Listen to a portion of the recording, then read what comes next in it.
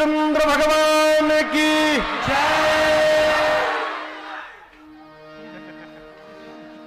बागी बलिया।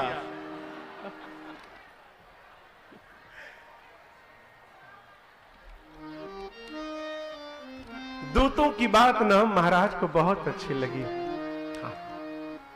अरे एक बात बताओ, मैं कौन है जो अपनी लड़का की प्रशंसा सुन के आनंद में नहीं नाचेगा? वो है?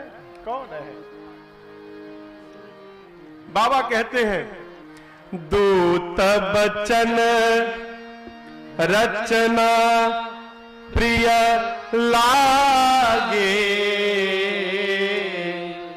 प्रेम प्रताप वीर रस पागे।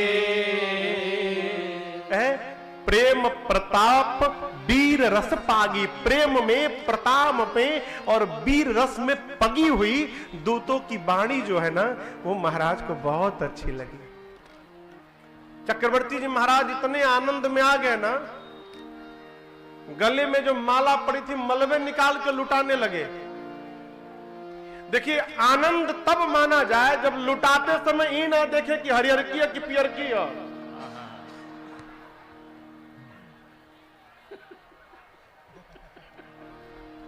कुछ आप अन्यथा मत निकालिएगा इसका अर्थ। हम बात में बात कह रहे हैं। यदि निकालते समय हम छोटका बीन रहे हैं तो मानना चाहिए कि हम आनंद में नहीं आए हैं। छोटका आवे चाहे बड़का, जौन भेटाया गया, ये परमानंद की स्थिति है। महाराज आनंद में विभूत भय गले के हार को निकाल कर लगे लुटाने दूतों पर। दूत उठाए और जाकर महाराज के चरणों में रखकर कहे, महाराज यदि आपसे हमने कुछ लिया ना, ये अधर्म हो जाएगा। महाराज हम आपसे कुछ लेंगे नहीं प्रभु। महाराज ने कहा, क्यों नहीं लोगे? आप दूत हैं, आप क्यों नहीं लेंगे?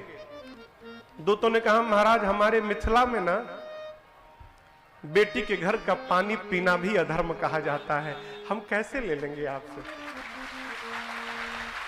हमारे यहां बिटिया का पानी भी नहीं पिया जाता। दूत महाराज ने कहा, अरे बेटी तो जनक जी की है ना, आप तो महाराज के सेवक हैं, दूत हैं, आपकी तो बेटी है नहीं, आप तो ले सकते हैं ना। दूतों ने कहा, महाराज ठीक कहा आपने, सीता जी जनक जी की बेटी हैं, लेकिन आपको एक बात बतावे महाराज, आज तक किशोरी जी ने हमको कभी नाम से नहीं बुलाया। जब भी किशोरी जी बुलाई हैं तो काका जी ही बोलकर बुलाई हैं। यदि किशोरी जी हमको काका कही है तो उस नाते तो हमारी बेटी हो गई। महाराज हमारे यहाँ बेटी को दिया जाता है, बेटी के घर से कुछ लिया नहीं जाता, इसलिए हम आपसे लेंगे नहीं। कहीं अनीत ते मुंह दही काना। दूतों ने अपने अपने कान बंद कर लिए। महाराज ये धर्म हो रहा है, हमको कुछ नहीं चाहिए। सभा के लोग सन्न रह गए। क्यों? ये विचार करके कि जिस महाराज के दूत के ऐसे विचार हैं, उस महाराज का कैसा विचार होगा, श्रेष्ठ विचार होगा। अयोध्या की सभा के लोग अयोध्या में बैठकर और मिथिला के महाराज जनक जी का जय जयकार करने लगे। बोलिए जनक जी महाराज की जय। सब लोग जय जयकार करने लगे। महाराज एकदम क्या करी दे है, इतने आनंद में है। सोचने लगे यदि गुरु जी उस दिन न भिजवाए होते राम लक्ष्मण को तो आज ये दिन देखने को मिलता। दौड़ कर चलूं गुरु जी को पहले सूचना दूं।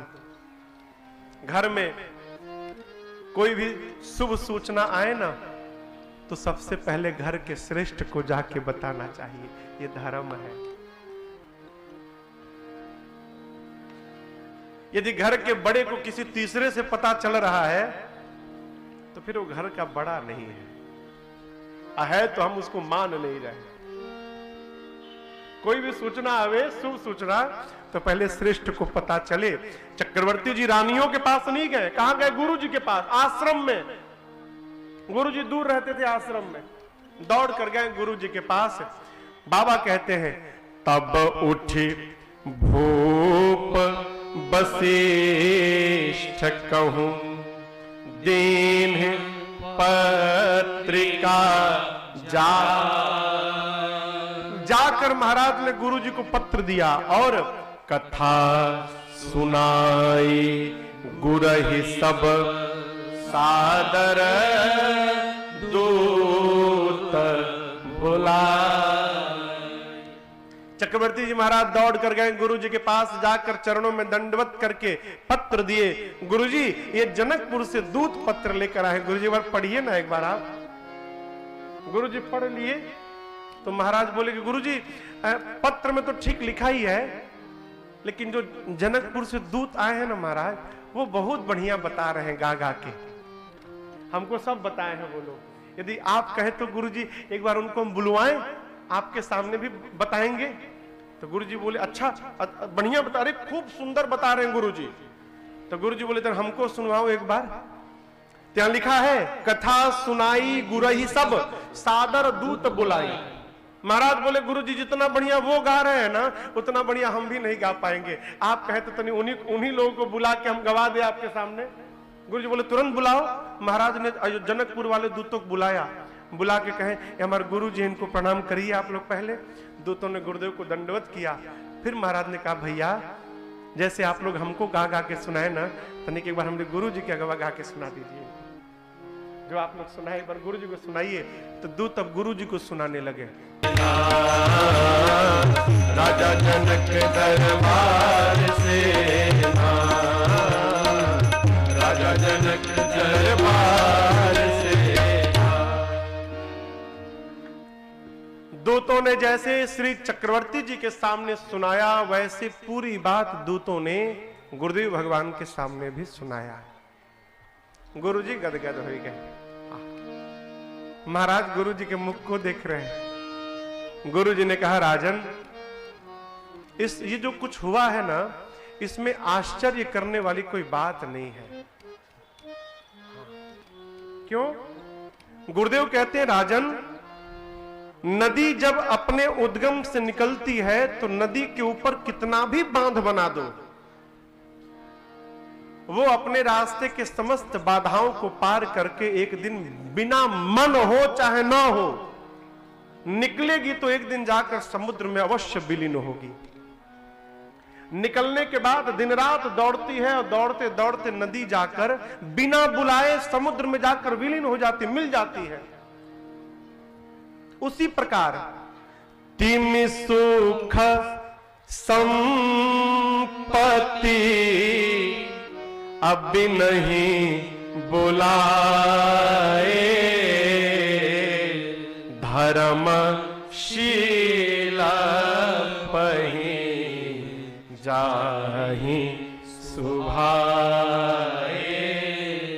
गुरुदेव ने कहा महाराज, जिस प्रकार नदियां बिना बुलाए समुद्र के पास जाती हैं, उसी प्रकार जिसके जीवन में धर्म होता है उसके पास रिद्धि सिद्धि संपत्ति रूपी नदी बिना बुलाए चली आती है, उनको बुलाना नहीं पड़ता।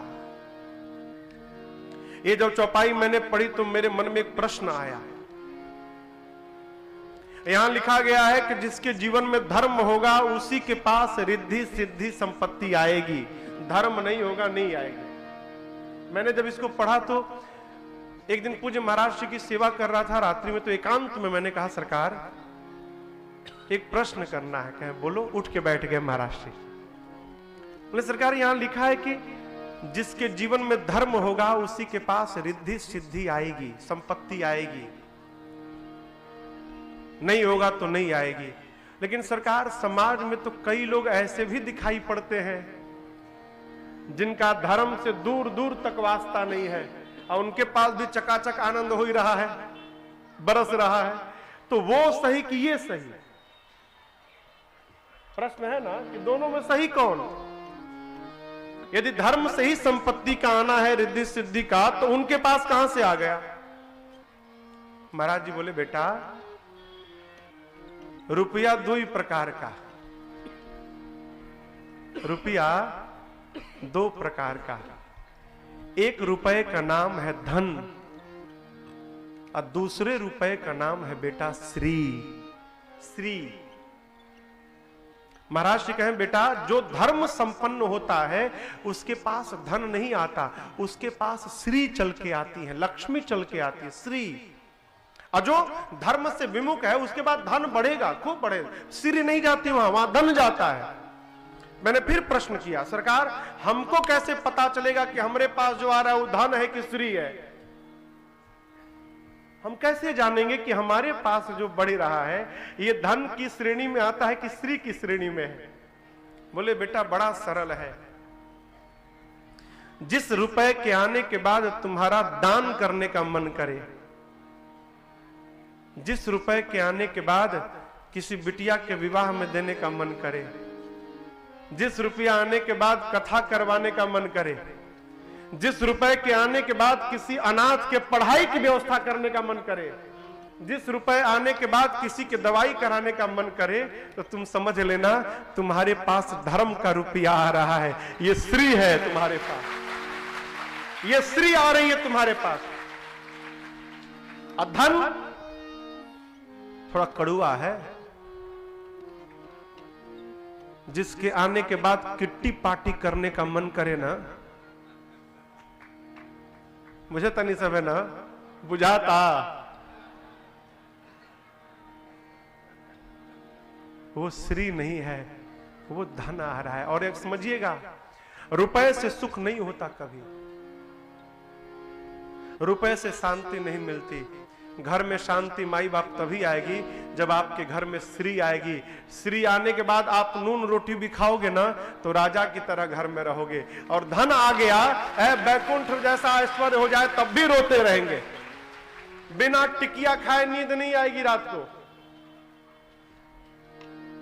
अभी सवेरे में किसी से कह रहा था, आज सवेरे चाचा जी बैठे थे, कहा है चाचा जी? चाचा जी बैठे, आज सवेरे चाचा जी कह रहे, चाचा जी आदमी शरीर समाप्त करके जीवन भर रुपया कमाता है, शरीर की चिंता नहीं करता, जीवन भर रुपया कमाता है। जब रुपया कमा लेता है तब तक शरीर खराब हो जाता है। शरीर गंवा कर रुपया कमाया, और जब रुपया कमाया तो शरीर खराब हो गया। अब जो रुपया कमाया उसी रुपया से अब शरीर ठीक करने में लगा देता है। जब इस धन को शरीर पे ही बिताना है तो पहले शरीर को ठीक किया जाए। हो शरीर ठीक कैसे होगा? पहले मन में शांति लाइए। शांति कैसे आएगी? जब श्री आएगी। श्री कैसे आएगी? जब तक जीवन में धर्म नहीं आएगा तब तक श्री आने वाली नहीं है। धर्म न समाप्त हो, धर्म न समाप्त हो। कल मैं पूज्य बापू को सुन रहा था, पूज्य मुरारी बापू को। बेगूसराय में पूज्य बापू की कथा चल रही है ना, मानस आदि कवि पर। तो 10 मिनट सुना, मैं 10-15 मिनट सुन रहा था, तो एक बड़ी अच्छी बात बापू ने कही। ये मेरे शब्द नहीं है, पूज्य मुरारी बापू के शब्द है। कहें कि एक चोर जा रहा था, चोर। धर्म पे मैं कह रहा हूं, धर्म क्या है? सत्य का, सत्य धर्म है। धर्म न दूसर सत्य समाना।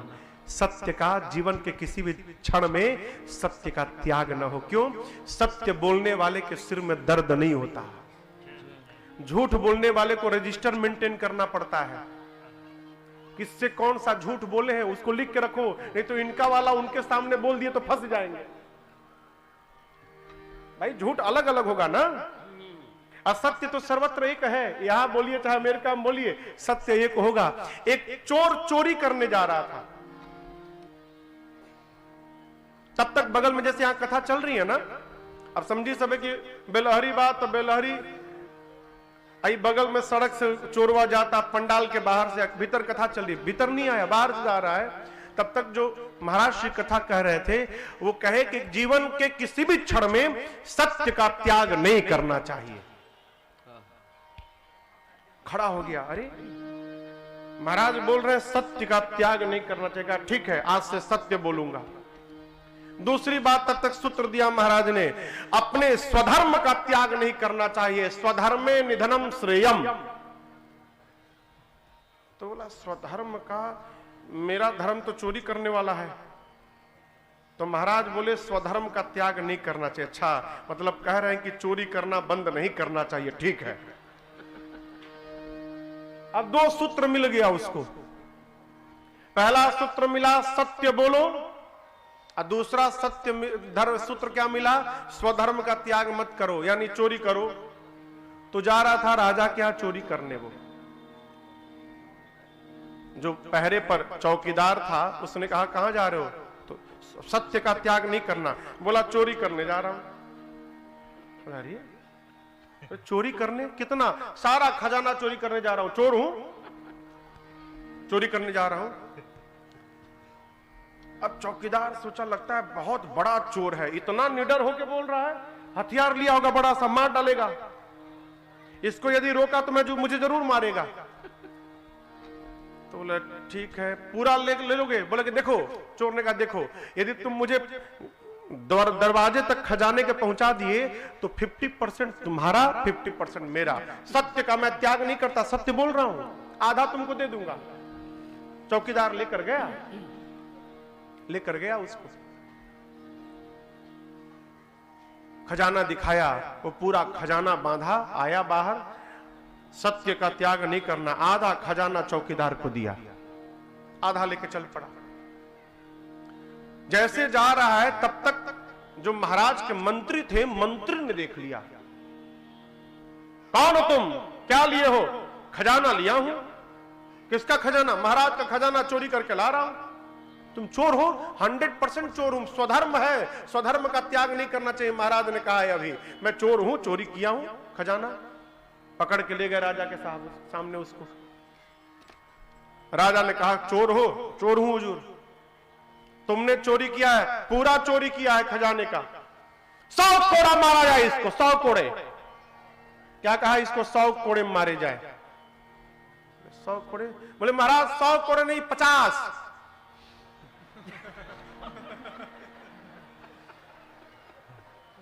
बोला 100 कोड़े नहीं खाऊंगा, 50। क्यों? 50% का पार्टनरशिप हुआ है। किसका? तो आपके खजाने का जो चौकीदार है वो खजाना दिखाने का 50% मेरे से लिया है, तो 50 मेरे को मारा जाए, 50 उसको मारा जाए।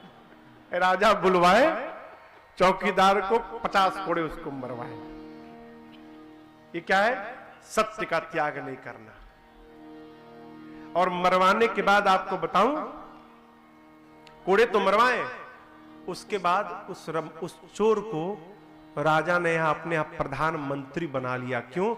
इसने जीवन में कसम खाई है कभी असत्य नहीं बोलूंगा, इससे अधिक वफादार मंत्री मुझे दूसरा कोई नहीं मिल सकता। महाराज ने उसको सब मंत्री बना दिया, प्रधानमंत्री। सत्य बोलेगा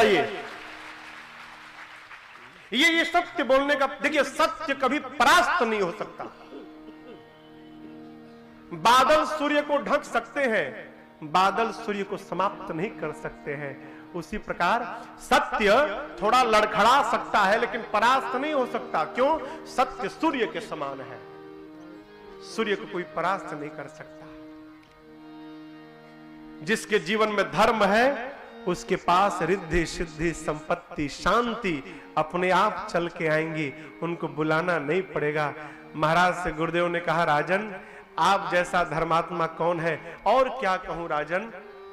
अरे राजन राम सरिस सूत जाके, राजन राम सरिस सूत जाके, राजन राम सरिस सूत जाके,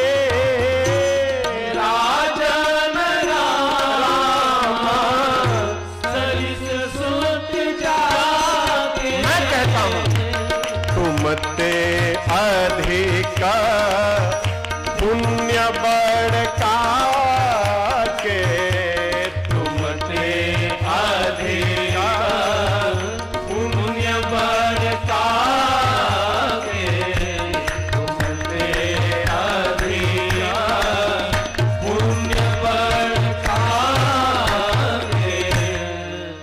क्या कहा महाराज? जिसके घर स्वयं राम ही पुत्र बनकर आ गए हो, उस महाराज से अधिक पुण्यशाली संसार में दूसरा कौन है? आपने गुरु की सेवा की, आपने विप्र की सेवा की, आपने गौ की सेवा की। महाराज जैसे आप धर्मात्मा हैं, वैसे ही धर्मात्मा धर्मशीला आपकी अर्धांगिनी कौशल्या है। ये सुख की घड़ी आपके जीवन में नहीं आएगा तो किसके जीवन में आएगा?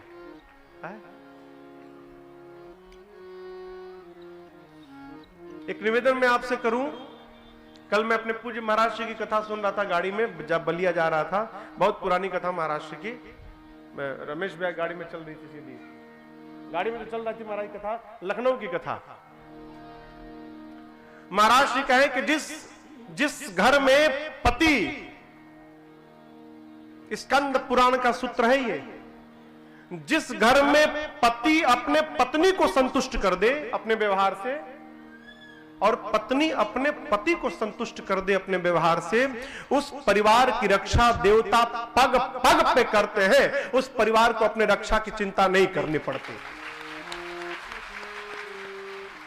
अपने व्यवहार से पति पत्नी को संतुष्ट करे, अब पत्नी पति को संतुष्ट करे। एक और सूत्र दे हम, किसी को भी परिवार में अनुकूल बनाने का प्रयास मत करिए, फिर महाराज अपने अनुकूल बनने का प्रयास करिए। किसी को अपने अनुकूल मत बनाइए, स्वयं अनुकूल बन जाइए, समस्या समाप्त। समस्या कहां आती है? अरे भाई फलनवा हमरा हिसाब से कहे नहीं के चलत, अरे तू ही फलनवा के हिसाब से चल दो। सामने वाला नहीं समझ पा रहा है तो यदि आप समझदार हैं तो आप समझ जाइए ना माई बाप। अनुकूल न बनाया जाए, अनुकूल हुआ जाए। महाराज कहे तुरंत मुहूर्त निकाले। महाराज इस दिन इतने बजे बारात पयान करेगी अयोध्या से। मुहूर्त निकाल दिए बारात के जाने का, केवल जाने का, विवाह का नहीं निकला, बारात के निकलने का मुहूर्त निकला। चक्रवर्ती जी महाराज गए, अब गए रनिवास में, जाकर माताओं को सूचना दिए है। सुमित्रा मैया ना चौक पुरने लगी, कौशल्या मैया ब्राह्मणों को बुलाकर, याचकों को बुलाकर खजाना लुटाने लगी, कैकेयी मैया तैयारी करने लगी बारात की, कौन क्या पहनेगा, क्या क्या जाएगा, माताएं लग गई हैं। बारात सज धज के तैयार भई। कहां? अयोध्या में। सुंदर रथ सजाकर गुरुदेव भगवान को बिठाया वशिष्ठ जी को महाराज ने, बगल के रथ पे अपने बैठ गए। ऐसा लग रहा है मानो देव गुरु बृहस्पति के साथ आज साक्षात देवराज इंद्र खड़े हो गए हो। जितने शुभ शगुन थे, सगुन समझ रहे हैं ना, जतरा जतरा जतरा बन गई, गधा देखले बनी। लोग घर से निकले और गधा दिख जाए तो कहते रहे आज मुहूर्त बन गया, गधा दिखाई पड़ गया। ये है ना, ये मुहूर्त है। तो जितने शुभ शगुन थे, बारात के जाने के रास्ते में सारे सगुन आके खड़े हो गए, क्रम से खड़े हो गए। मुहूर्त बनाने के लिए नहीं, अपने आप को धन्य करने के लिए, ये कहने के लिए बाद में कि जब राम जी की बारात निकली थी तो हम ही तो जतरा बनाने के लिए खड़े भये थे, वहां पर हम ही जतरा बनाए थे।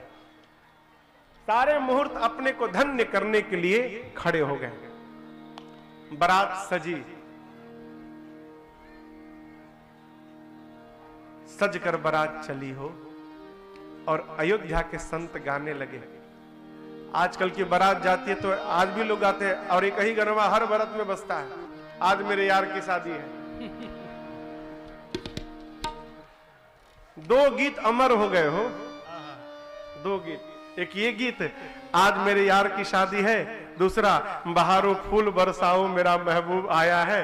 गलत कह रहा हूं क्या? किसी की भी शादी हो इंडिया में, ये 2 गाना बजेंगे ही बजेंगे। तो उसी तरह अयोध्या का भी हिट गाना बजा उस समय का। पूज्यपाद गोस्वामी तुलसीदास जी कहते हैं बारात विवाह के पहले आ गई। कितना पहले? संत कहते हैं 15 दिन पहले बारात पहुंच गई।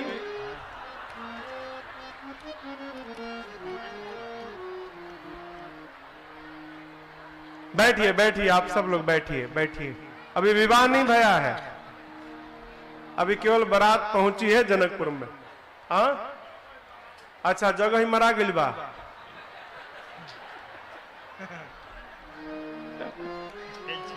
खड़ो भैला में खतरे बा।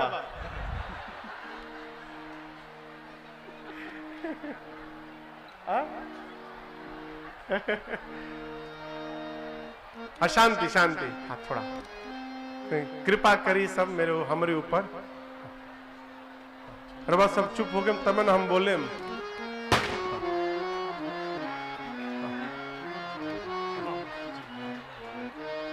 प्रथम बरात लगन ते आए।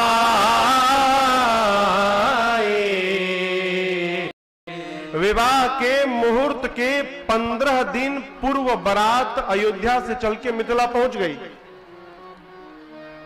जनकपुर आने तक अयोध्या से मार्ग में जितनी नदियां थीं, महाराज जनक ने सभी नदियों के ऊपर सेतु बनवा दिया था कि बारातियों को कष्ट ना हो। स्थान स्थान पर बारात के रुकने की, सोने की, भोजन की, जलपान की समुचित व्यवस्था महाराज जनक ने करवाई थी। बारात आनंद मनाते मनाते नाचते लोग पहुंचे अयोध्या, जनकपुर। जनवासे में बारात गई। जब राम जी सुने कि पिताजी बारात लेकर आ गए हो, विश्वामित्र जी के साथ प्रभु पहुंचे जनवासे में और जाकर पिताजी के चरणों में दंडवत किया। उससे पहले गुरुदेव भगवान को प्रणाम किया। दशरथ जी ने राम जी को उठाकर गले से ऐसे लगाया ना, ऐसा लगा मानो मरे हुए शरीर को प्राण प्राप्त हो गया हो। खूब खूब आनंद भया है। जनकपुर के लोग खड़े होकर इस मिलन को देख रहे थे। लोगों ने कहा भाई आप में से ब्रह्मा जी कौन है? ब्रह्मा जी सुने हैं बारात में ब्रह्मा जी भी आए हैं। कौन है ब्रह्मा जी? ब्रह्मा जी बाहर निकला, हाँ मैं ही ब्रह्मा। लोगों ने कहा तनिक 2 मिनट किनारे आएंगे, कुछ जरूरी बात करनी है। जनकपुर के लोग ब्रह्मा जी को दूर ले गए। बोले ये बताइए ब्रह्मा जी, ये दिन रात का मैनेजमेंट सारा आप ही संभालते हैं क्या? बोले हाँ। तो एक प्रार्थना है आपसे। आज तक आपने 12 घंटे का दिन और 12 घंटे की रात की थी। हमारी एक बात मानिए, आज से ऐसा करिए ना 24 घंटे का दिन हो जाए और 24 घंटे की रात हो जाए। क्यों? हम नहीं चाहते ये जो समय आया है जीवन में ये शीघ्र बीत के चला जाए, ये समय न बीतने पाए, इसलिए आप दिन रात के समय को बढ़ा दीजिए, अवधि बढ़ाइए। बढ़ाओ दिवस निसी विभीषण कहे। आप दिन रात बढ़ाइए। पड़ाका। अब विवाह के बाद, विवाह के बाद पड़ाका मत भड़काई सब है।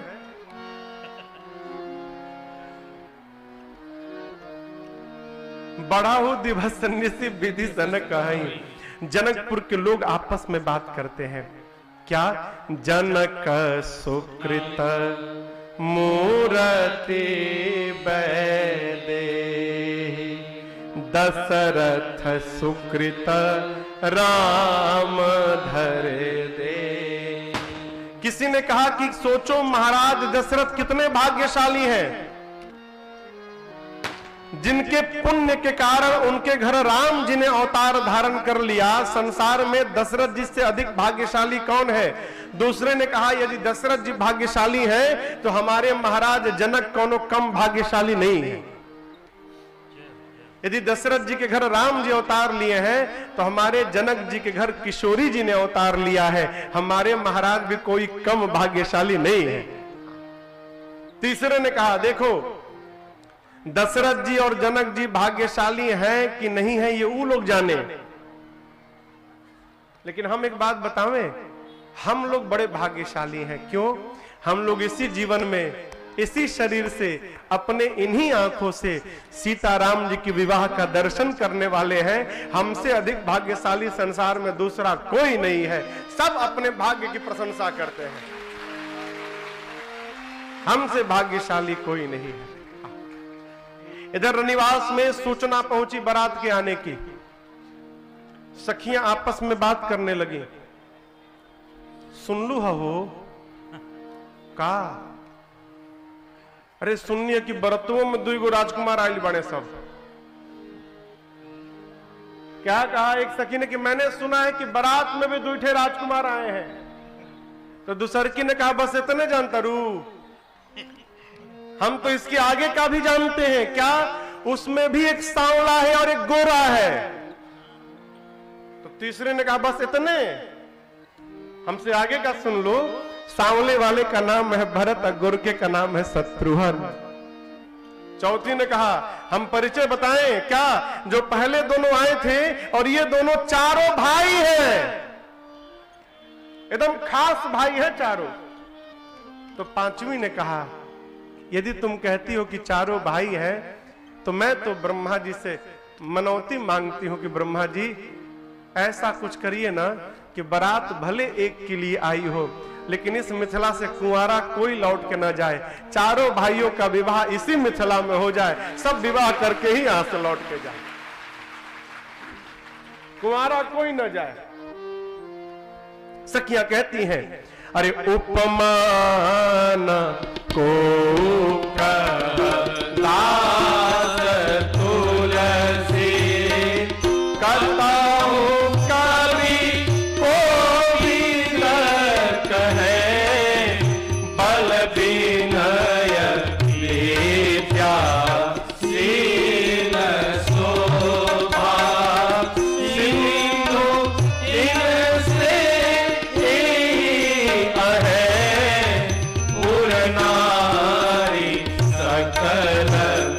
सारी अंचल विधि वचन सुना वही ब्याही हो चारियों भाई एहि पुर हम सुमंगल गावही ब्याही हो चारियों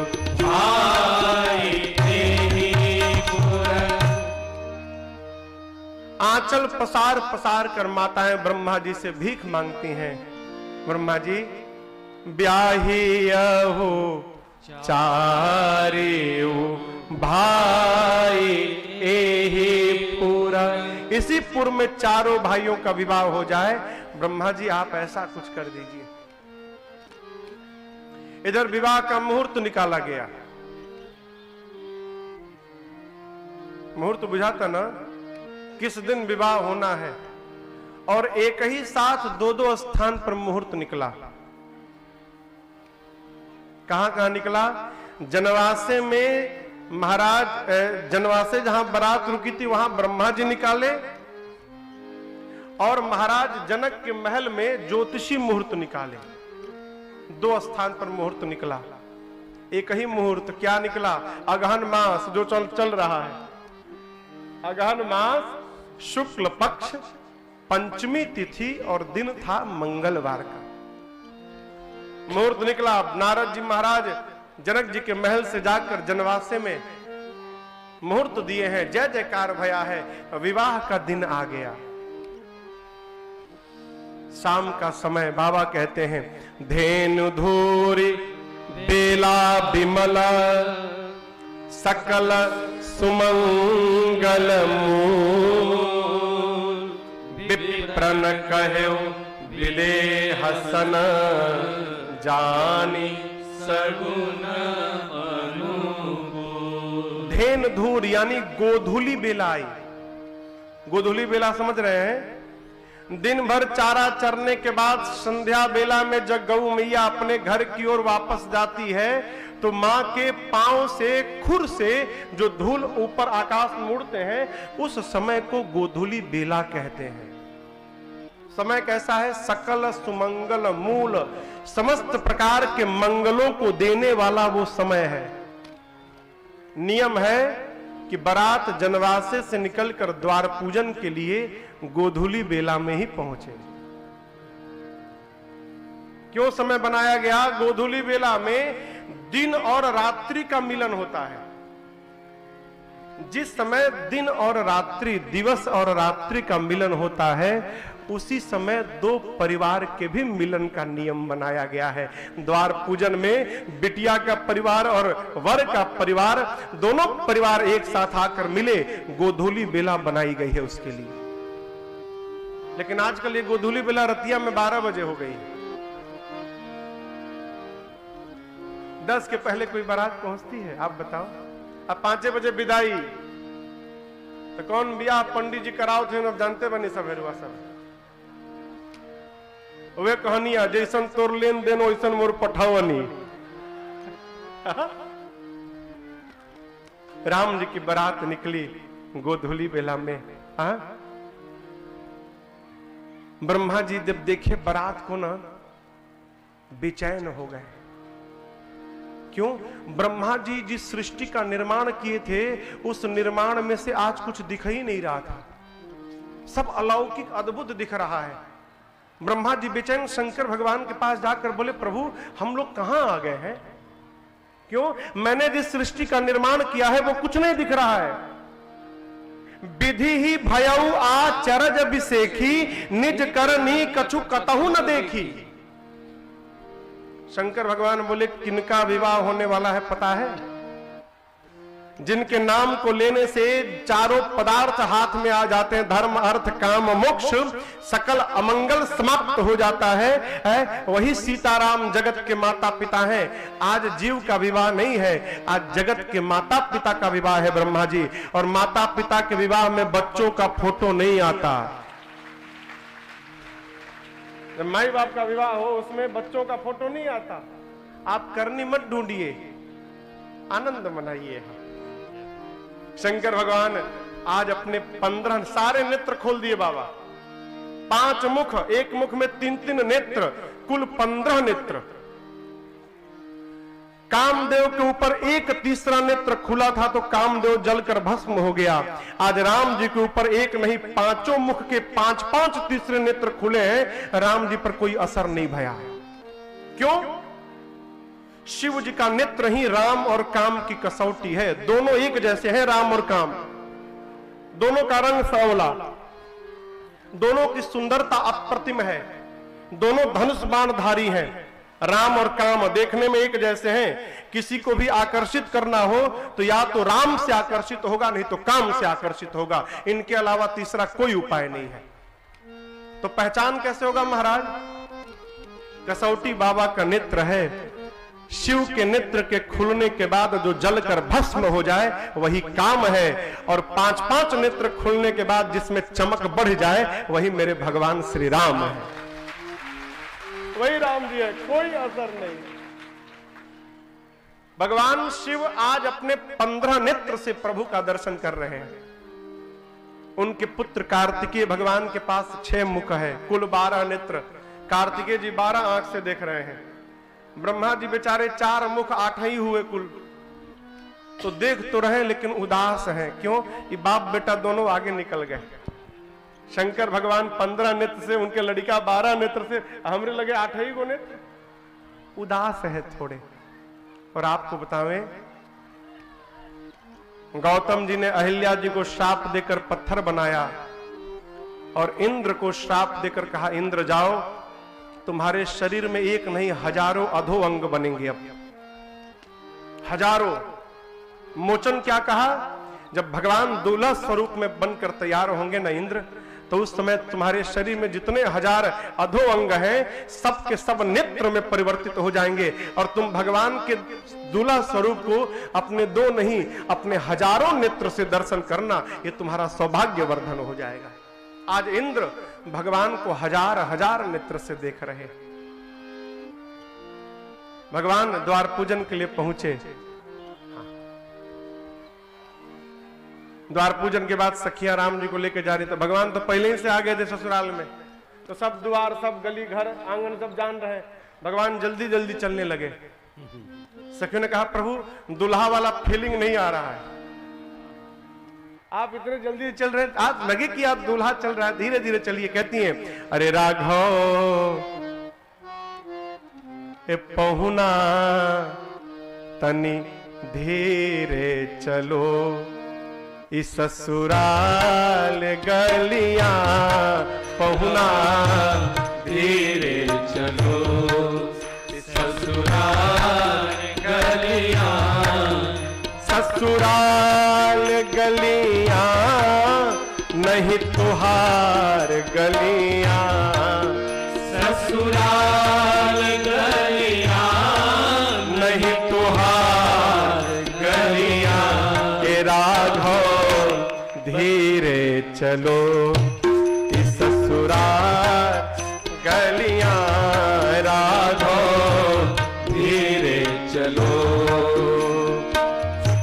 मिथिलापुर की नारी नवेली, मिथिलापुर की नारी नवेली, मोहित छवि लखी रंग रलियां, ए जी मोहित छवि लखी रंग रलियां। राघव धीरे चलो ससुराल गलियां, राघव धीरे चलो। पीत ऊपर ना कुंडल कानन, पीत ऊपर ना कुंडल कानन, लटकत माथे मौर लरिया, ए जी लटकत माथे मौर लरिया। राघव बच के चलो इस ससुराल गलियां, राघव बच के चलो। सखी कहती है किसी भी औरत से आंख मत मिलाइएगा, का भरोसा कोनो नजर लगा दे।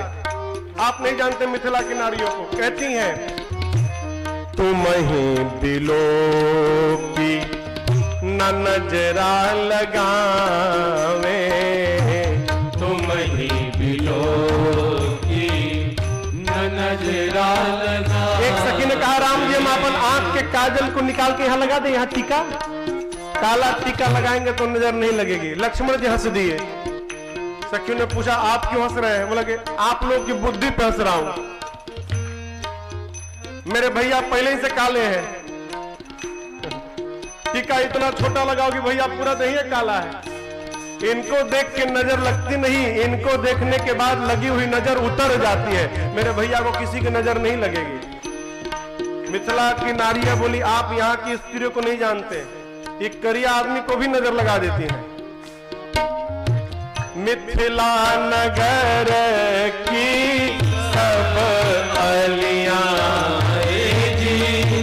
जनक नगर की सब अलियां, राघव धीरे चलो ससुराल गलियां, राघव धीरे चलो। अब कल्पना करिए यहां से वहां तक जाना है, सीधा जाना चाहिए। सखियां राम जी को कभी यहां से लेके वहां जाती हैं, वहां से लेके वहां जाती हैं, वहां से लेके वहां जाती, सीधा नहीं जा रही हैं। लक्ष्मण जी 2 बार 3 बार देखे, बोले ये सब क्या चल रहा है नाटक, जाना कहां है? सखियां बोली वहां कुर्सी लगा, तो सीधा चलो, ये लेफ्ट राइट क्यों करा रही हो तुम लोग? बोले हमारे घर के नियम है, हमारे घर का नियम है, सीधा नहीं चलाना चाहिए दूल्हे को। राम जी बोले बताओ ये कौन सा नियम है? सखिया बोली प्रभु को बात बोले, हम लोग को पता चला है कि आपके पांव में जादू है, आपने पत्थर को छुआ तो स्त्री बन गई थी। यहाँ जितने फर्श में पत्थर लगाए गए हैं ना, हम सोच रहे हैं कि यदि सब पत्थरों पर आप अपना पांव रख दें और आपके पांव के जादू से सब हीरा मोती बन जाएंगे ना, ये आनंद ही आनंद हो जाएगा हमारे महल का, इसलिए हम आपको घुमा रहे हैं चारों। सखिया कहती हैं प्रभु मुनि जो पद परसि तिहारो, मुनि जो पद परसि तिहारो, हीरा मोती मणि हुई है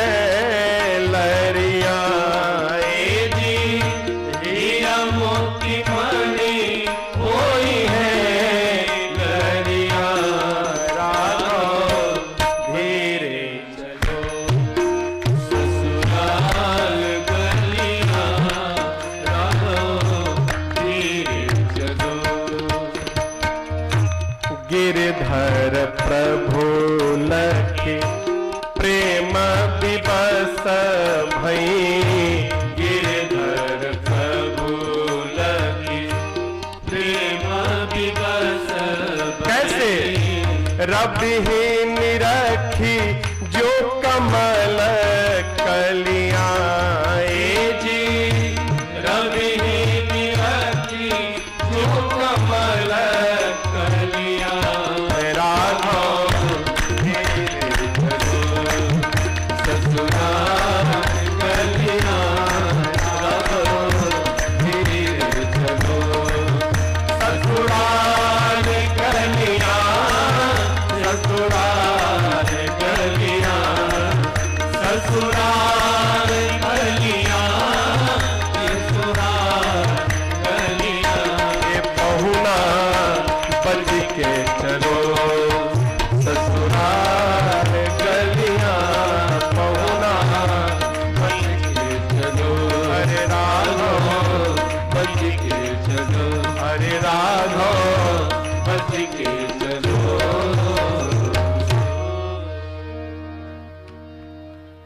सखियां लेकर गई हैं भीतर। दूल्हा आंगन में जाता है तो परिछन होता है। परिछन भया, आरती उतारी गई।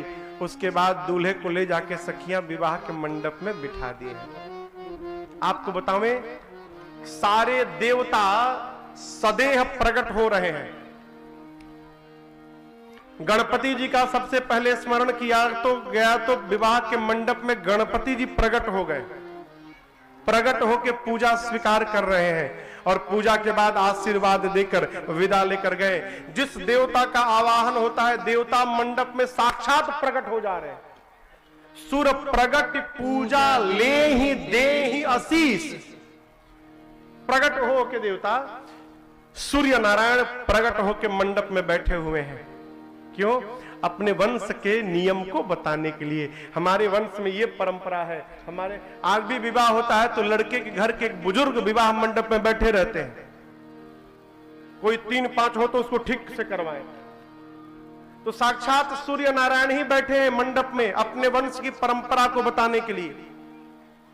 ब्राह्मण देवता लोग वेद की ऋचा नहीं बोल रहे, चारों वेद भगवान प्रकट होके और स्वयं वेद भगवान ही ऋचाओं को बोले जा रहे हैं। अग्नि कुंड में से अग्नि भगवान प्रकट होके और आहुति को स्वयं स्वीकार कर रहे हैं। जनक जी ने बड़ी दिव्य व्यवस्था बनाई सारे बरातियों के लिए। देवता तो कहने लगे, जब से ब्रह्मा जी ने हम लोग को बनाया है तब से लेकर आज तक हम लोगों ने बहुत सारे विवाह देखे, लेकिन समधि आज जाकर जीवन में पहली बार दिखाई पड़ा है। न जनक जी से महाराज दशरथ कम है, न ही दशरथ जी से महाराज जनक कम है। कौन अधिक है कौन कम है ये कहने में नहीं आ सकता। दोनों बराबर मिलन आज जीवन में पहली बार दिखाई पड़ा है। जिस प्रकार शंकर भगवान के विवाह में हिमांचल जी ने शिव जी के चरणों को पखारा था, महाराज जनक सोने के थाल में मेरे राघव जी के पांव को धोने लगे। गोस्वामी जी कहते हैं, अरे लागे पखारन पाय पंकज प्रेम तन पुलका नभ नगर गान निशान धुनि उमादी जनु चाहुती सी जगी। जनक जी महाराज पांव पखारने लगे तो लोग आपस में बात करने लगे, जनक जी किस पांव को धो रहे हैं? ये वही पांव है जो शंकर भगवान के मन में बसता है। ये वही पद है जो काकभुशुंडी जी के हृदय में रहता है। ये वही पद है जिनके स्पर्श से अहिल्या जी का उद्धार हो गया। ये वही पद है जिनको देखने के लिए मुनि लोग जीवन भर जन्म जन्म यत्न करते हैं, फिर भी दिखाई नहीं पड़ता। आज जनक जी उसी पांव को अपने हाथ से धो रहे हैं। ऐ जनक जी से अधिक भाग्यशाली कौन है वो संसार में? पूरी सभा बोलिए जनक जी महाराज की। साखोचार भया। कन्या पक्ष के गुरु जनक जी के पूर्वजों का बखान किए। वर पक्ष की ओर गुरुदेव भगवान वशिष्ठ भगवान रघुवंश का बखान किए। सातों चार के बाद पानी ग्रहण हुआ। जनक जी ने हाथ में जल ली, कुशाली सीता जी का हाथ लिया, नीचे राम जी ने हाथ लगाया, मंत्रोच्चार्य भया। राम जी भी बोले, जनक जी भी बोले। जनक जी ने कहा मैं अग्नि को साक्षी मानकर राम जी को अपनी बेटी सीता दान के रूप में समर्पित करता हूं। राम जी बोले मैं भी अग्नि को साक्षी मानकर जनक जी की बेटी जानकी जी को दान के रूप में स्वीकार करता हूं। पूरी सभा जय जयकार करने लगी एक साथ। बाबा कहते हैं हिमवंत जी में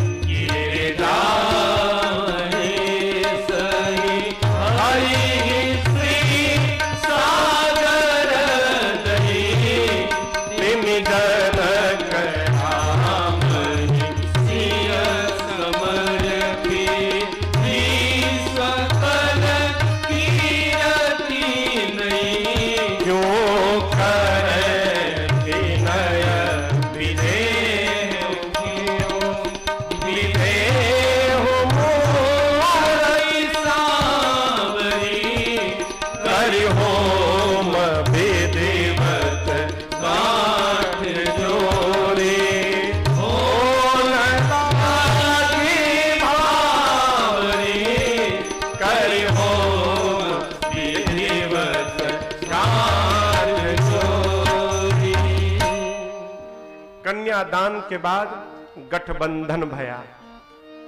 गठबंधन बुझाता ना। कहते हैं कि किसी भी संबंध में गांठ पड़ जाए वहां प्रेम समाप्त हो जाता है।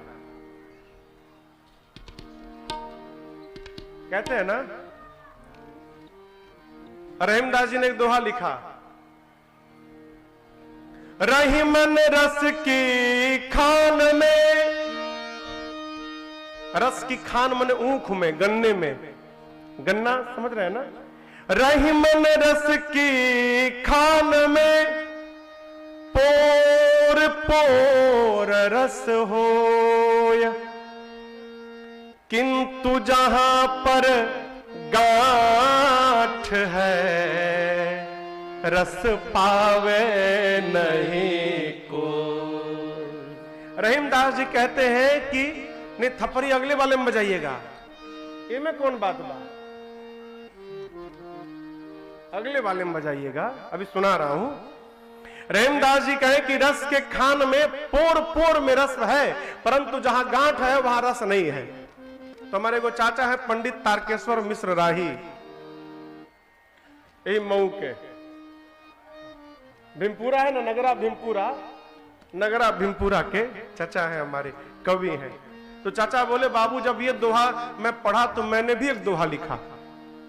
चाचा लिखे, गांठों में है रस नहीं, अस कहियो जन कोय, क्यों गठबंधन की गांठ में पोर पोर रस हो। गठबंधन की गांठ में पोर पोर रस हो। गठबंधन का समय आया, के बांधी हो के बांधी। तो एक सखी आकर बोलिए, एक हम बात बोले, मेरा बचपन से सपना था सीता जी का जब विवाह होगा ना तो हम ही सीता जी का गठबंधन करेंगे। तो सखियों ने कहा यदि तुम्हारा सपना है तो आओ पूरा लो आज।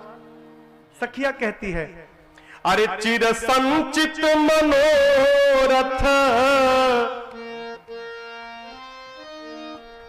उसमें नहीं है, हमको याद है।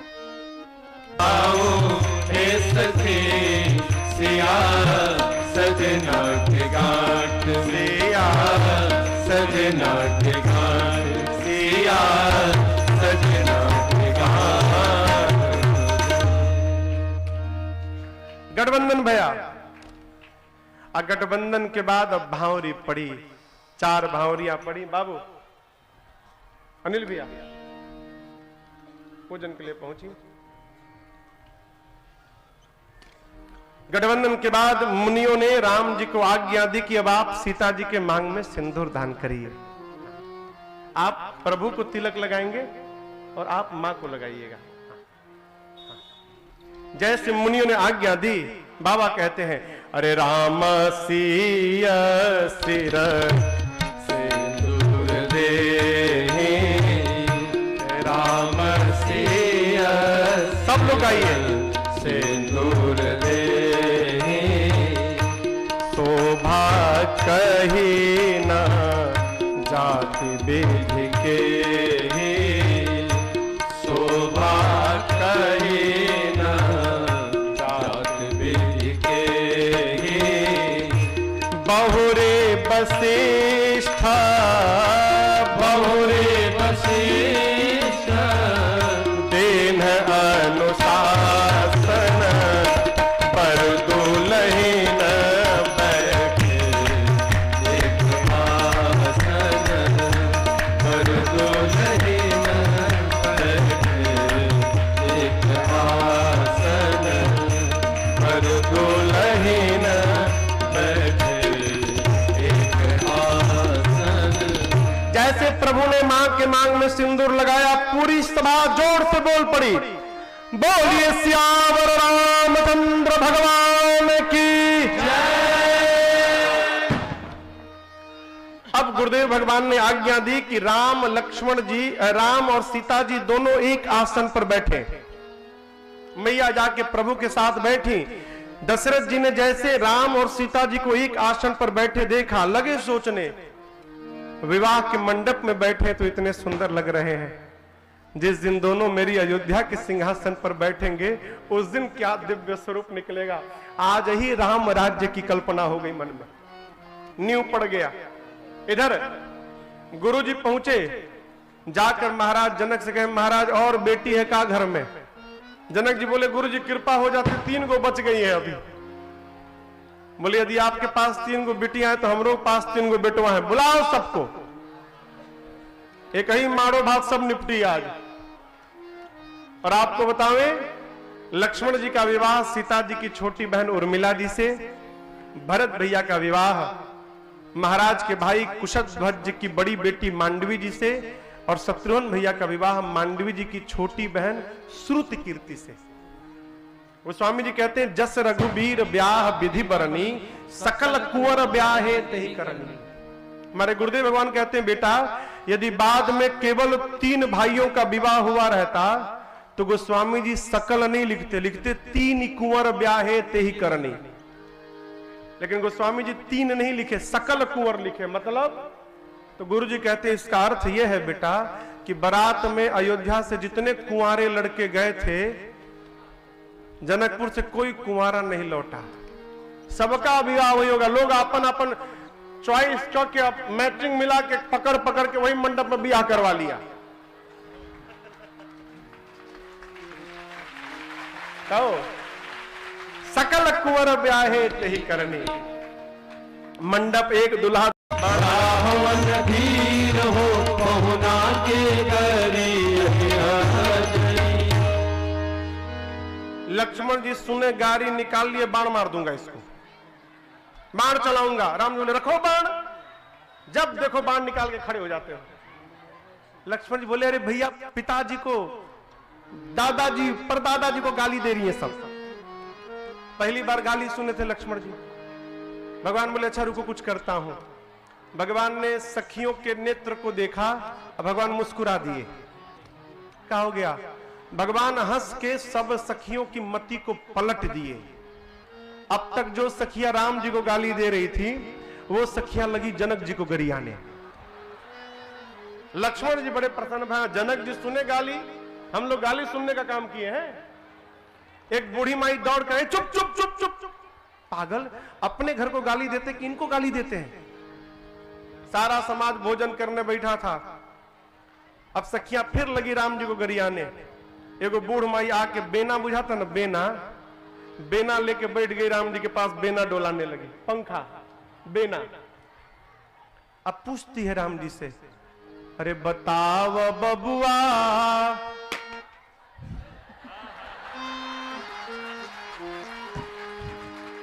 यह का पूछल गई का? हाँ हाँ हाँ भैया इसको हटा दीजिए। और दल तुलसी उलसी है ना? हाँ। दुल्हा सरकार भोजन करने बैठे, हाँ पानी में लगाइए। तो मैं इतने प्रेम से कोई गा गा कर खिलाएगा हो तो आप बताइए जल्दी खाने का मन करेगा का? लक्ष्मण जी एकदम निपटा के एकदम फरकट होकर बैठे हैं कि भैया खाएं कि उठे, जितना बैठोगे उतना सुनना पड़ेगा। राम जी को गरिया सुन के आनंद आ रहा है और धीरे धीरे खा रहे प्रभु। बड़ा आनंद भया हो। जिस प्रकार बारात विवाह के पहले आई थी ना, विवाह के बाद भी कई दिनों तक बारात रुकी रही, कई दिनों तक। महाराज रोज विदाई मांगते थे, जनक जी महाराज विदा नहीं करते थे। कौन आप कहो कौन जाना भेजना चाहेगा? सखियां जब राम जी कहते थे अब जाए के समय आ गिल बा, तो सखियां कहती थी अरे ए पहुना ए का भेल जी, अरे मिथिले में रहूना। ये कल सुनाएंगे आप, सब आज भी सुना देंगे, कल का सुनाएंगे। अच्छा कहिए इतने प्रेम से कोई रोकेगा तो जाने का मन करेगा? सही में ससुराल से जाने का मन नहीं करता है, क्योंकि करेला कहा बताइए सब है। तो भगवान वहां पर कहते 15 दिन रुके, तो वहां 15 दिन रुके तो बेलहरी में एक रात तो रुकिए सकते हैं। तो भगवान आए हैं रात्रि विश्राम। अब विदा की कथा हम और आप कल गाएंगे और उसके आगे जो भी कथा बढ़ेगी कल श्रवण करेंगे। बहुत बहुत बधाई हो, बधाई हो, बधाई हो, सबके बधाई हो, बधाई हो, बधाई हो, बधाई हो। बोलिए श्याम रामचंद्र भगवान की। हरे हरे राम राम राम